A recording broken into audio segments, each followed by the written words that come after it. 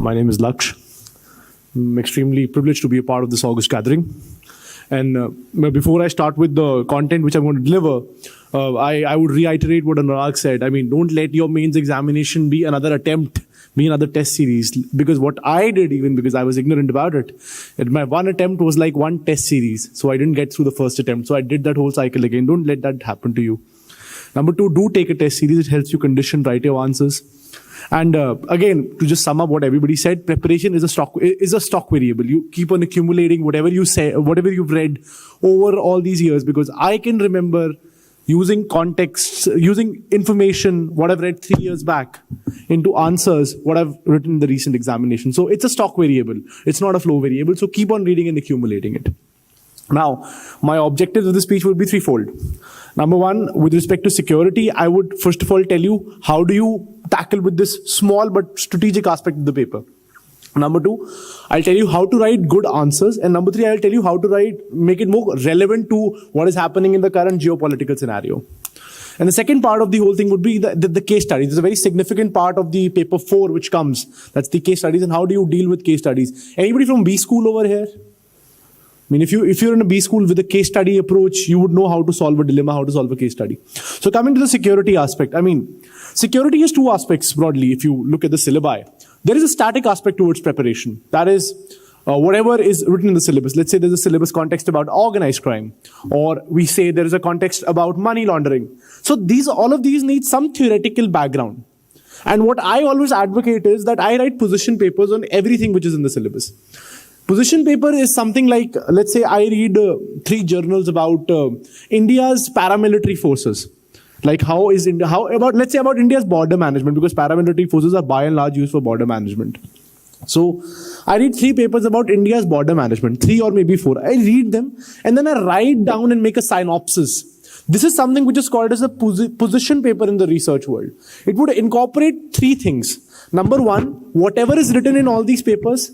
Number 2, a common denominator on which these papers are formed. And number 3, some input from the current affairs. This would help you write long answers, because I used to write and write and write, and this is a habit I've accumulated over the years. Purely by writing position papers. Probably you can get used to writing position papers.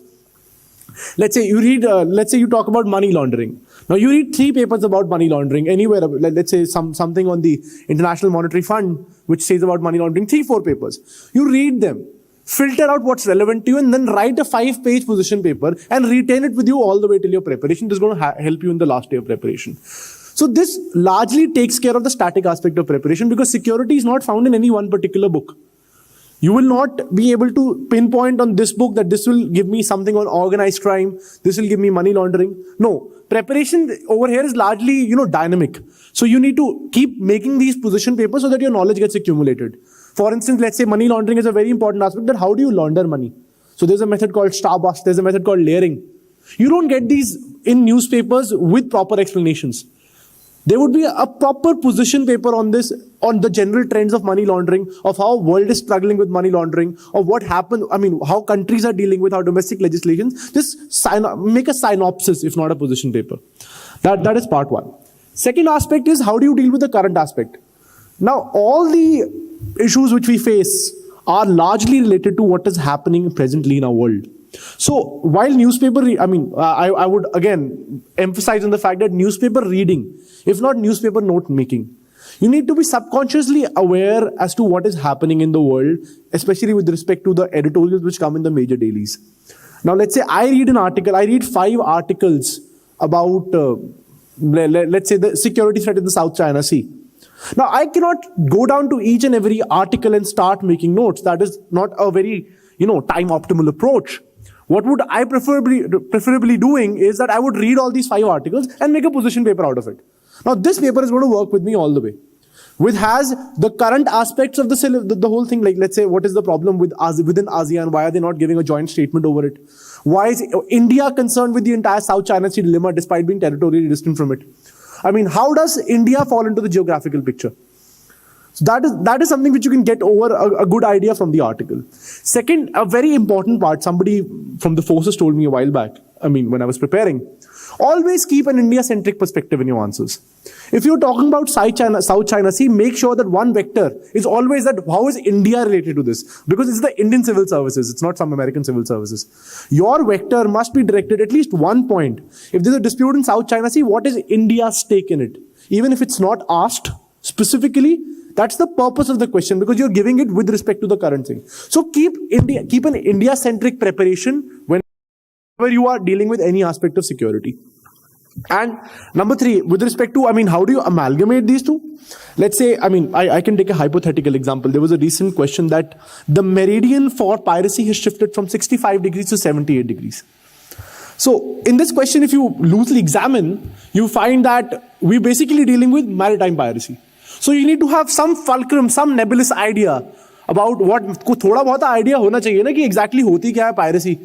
It's not Pirates of Caribbean, right? They just jump on your ship and loot you. There's a pattern globally which is following. There are 2 cruxes. There's a Gulf of Aden, where the Strait of Hormuz, the Strait of Malacca, where these are happening. So this is going to come from the position papers. And second aspect is going to be what is happening in current. What are the global initiatives? Anybody heard of SHADE?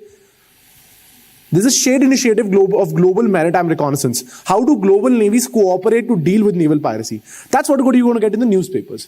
So you put them together in an amalgam, and that's how you frame a security answer. You cannot find a book on security which is, a collective omnibus. You're going to have to dig in the various topics and make position papers or synopses out of it. And these synopses will A, help you in answer writing because you've written these. Second, help you in retention. And gradually you get in the habit of writing things. Alright, so this largely deals with the security aspect of the paper. Now, second part is about how to deal with the ethics case studies. I'm not a very significant authority on the whole subject. But what I can tell you is that something I've learned over a period of time is that you must understand how to identify dilemmas. Every case has a purpose. Why do they give you a case? Is because you have to be presented with a decision making. There is a decision which is. Each decision must be treated as a dilemma. Let us say that, I can take a hypothetical example. Time is a very huge scarcity which I have. So let's say that there is a project which I have to build, and there are 2 parallel projects. One is through a marsh and one is through a non-marsh area, but would require some tribal land to be acquired, which is against the principles of your state. Now you have to take a call. Ultimately, your job as administrators would be to take a call. So they simulate you in the examination. What would you do? So this is the decision-making part of the question. The first step to attempt any case study is to identify the dilemma involved in the paper. As long as you do not identify what is he trying to make you decide, you cannot make a decision. So first thing would be to read a case study and understand where is the decision-making point. Now, I used to be very active in debating, and something which we used to do very often was to make a stakeholder analysis. Every problem has a stakeholder involved in it. And I don't advise everybody to blindly follow this approach. But this was largely something I used, and I found it fairly useful. So every person has a stake into the problem. Now let's say this tribal issue which I said, now there is a marshland which would make the bridge structurally fragile. And there is a tribal land which would, you can't acquire it without harakiri going on in a district. So what you do is that you look at the stakeholders involved. One stakeholder is the state government. One stakeholder is the people, because they'll ultimately benefit from the bridge. The state government can claim a developmental aim.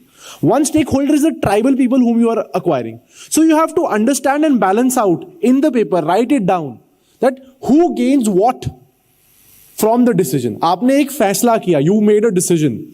अब उस decision के हिसाब से आप देखेंगे कि किसको gain करता है, कौन लूज करता है, and that can be one of the basis of your decision.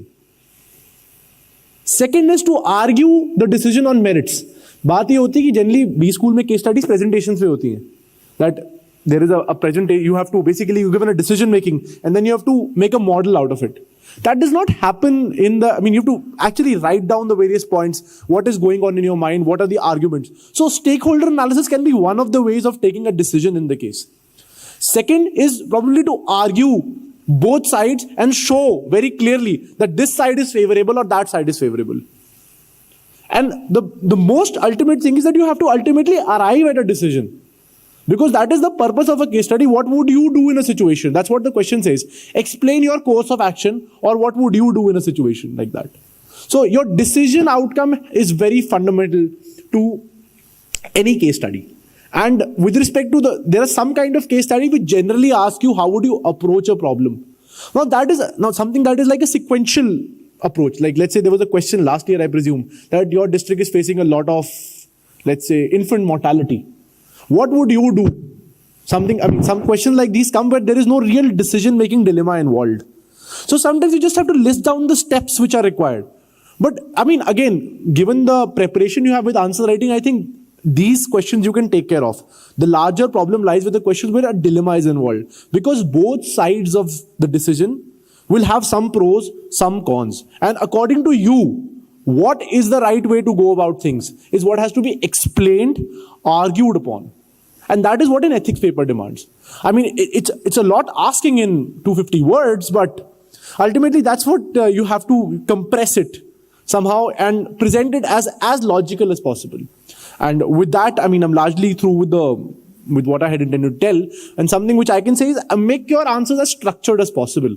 Because let's say I read your answers, I should be making out coherent sense. Like he said, 9 pillars of the budget. That's one of the fundamentals of oration. You make your speech structured.